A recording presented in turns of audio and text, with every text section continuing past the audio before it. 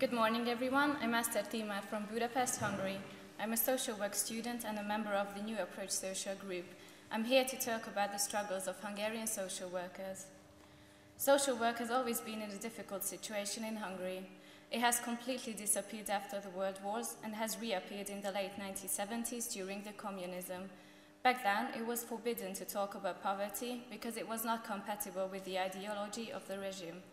In 1979, a circle of sociologists founded an organization to raise funds for the poor whose existence was officially denied.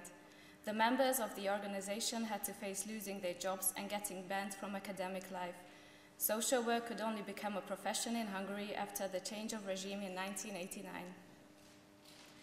More than 20 years after its rebirth, social work is in a tougher situation than ever. Right now, one of our biggest problems in Hungary is fascism in Hungary.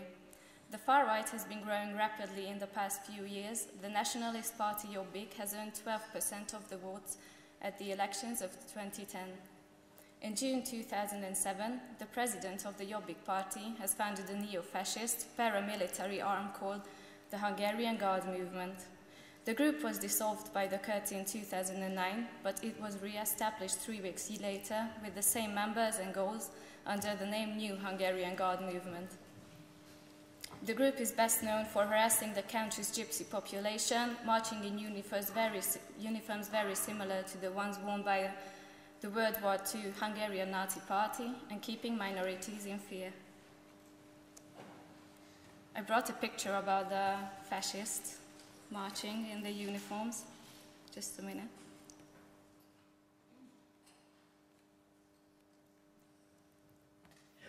These are the uniforms, and here are them marching at the biggest square of Budapest. Last year, 2,000 people closely related to the Jobbik party and the Hungarian Guard began to march on the streets of Gyöngyöspata, a town in northern Hungary with 2,500 inhabitants, of which 500 are of the gypsy minority and live in segregation.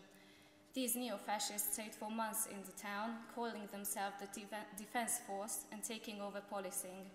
After the mayor of Gyöngyöspata resigned, the nominee of the far-right Jobbik party became the mayor, promising to fight gypsy crime.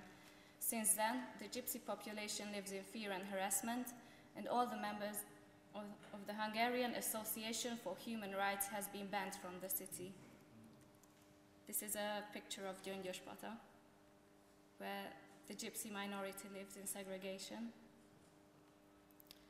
The other and most talked about problem is the government's fight against homelessness. Currently, there are more than 30,000 homeless people in Hungary. Most of them live in Budapest. Last year, Dr. Máté Kocsis, mayor of Budapest's 8th district and a member of parliament, classified dumpster diving and living on the streets as a misdemeanor, punishable with fining or imprisonment. A social worker, a friend of mine, member of the New Approach group, has been sentenced to 3 years probation for demonstrating against the law that forbids dumpster diving. He has also been fired from his job this week because of his political activity.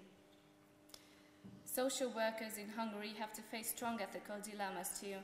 These new laws are unacceptable, but they were made by the same authorities that employ social workers.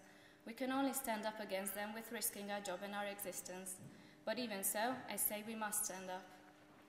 I'm not completely pessimistic though. I see lots of young, dedicated social workers in Budapest. Civil organizations are growing stronger, people are starting to go out and fight for themselves, for each other, and against social injustice.